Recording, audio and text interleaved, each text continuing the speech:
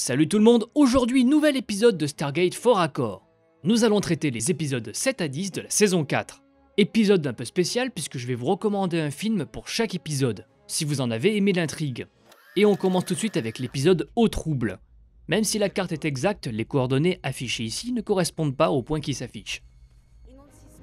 Le thermac de cet aéroport est déjà visible dans l'épisode de la clé de voûte, où il était déjà question de l'utilisation frauduleuse de la porte des étoiles.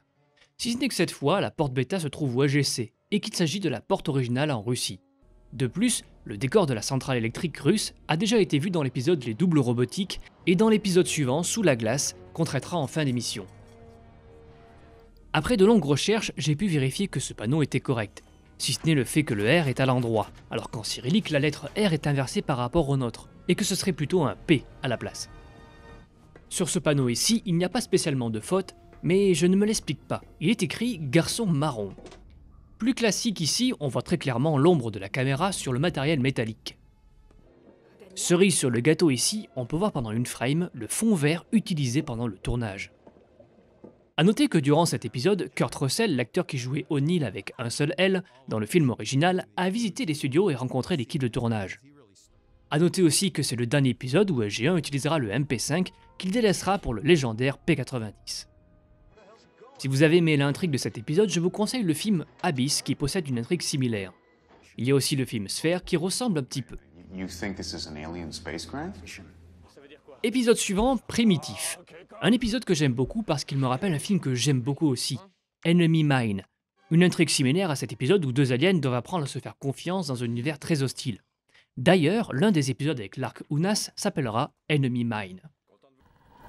C'est amusant. J'ai rencontré mon beau-père de cette façon.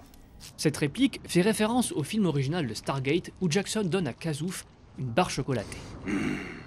Peu de faux raccords dans cet épisode si ce n'est cette petite anecdote sympa. Cette fois-ci dans Sanctuary, une autre série de science-fiction qui a vu défiler de nombreux anciens acteurs de la série Stargate, ainsi que sa star principale, Amanda Tapping. Dans un de ces épisodes, on peut entrevoir un dessin de Unas. Terrifiant, mais génial. Dans l'épisode suivant, Terre brûlée, on peut noter que les Ankarans ont été mentionnés dans l'épisode Au trouble, au tout début de l'épisode. Il faudra 2 semaines pour installer les Ankarans là-bas. Si cette planète-là leur convient. On peut voir que O'Neill ici est très éloigné des arbres qui se trouvent à sa droite, alors que sur le plan suivant, des branches de sapin sont sur lui. Petite faute de frappe en anglais ici, il manque un N. Dans ce plan, incident d'effets spéciaux. On peut apercevoir l'effet de téléportation passer sous la couche du vaisseau spatial. On peut aussi observer que le haut de l'appareil ne tourne plus, alors que précédemment c'était le cas. A l'origine, la fin de l'épisode devait être bien plus sombre. L'OTAN faisait exploser le vaisseau Terraformer. Vaisseau Terraformer dont les décors sont réutilisés de l'épisode Nemesis, où les éclairages, la position des murs et les couloirs semblent semblables à ceux du vaisseau de Thor. Ça me fait toujours autant marrer de voir Martin Wood, réalisateur et coproducteur de la série, donner une énorme clé anglaise à Sylar. Qu'est-ce qu'ils vont en faire ? O'Neill retire ses lunettes et le lacet qui les retient disparaît sur ce contre-champ. Même problème de champ contre champ plus tard.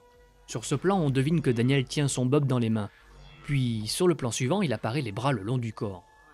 L'actrice qui joue ce personnage est l'épouse du producteur exécutif Michael Greenberg.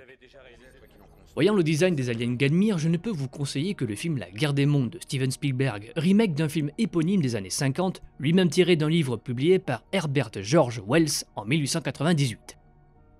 Enfin, l'épisode Sous la glace. Pas grand chose ici si ce n'est l'allusion à la série MacGyver, dans laquelle Richard Dean Anderson jouait. Je crois que dans une autre vie, j'ai manié de dangereux explosifs. Lorsque ce personnage va pour tirer sur la sonnette d'alarme, on n'aperçoit aucune lumière bleue sur son bras.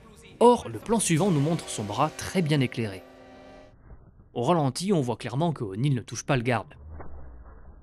Cet épisode me rappelle souvent Metropolis, où la mégapole dystopique est divisée en deux, entre les riches qui vivent dans le luxe et les pauvres qui font fonctionner la ville.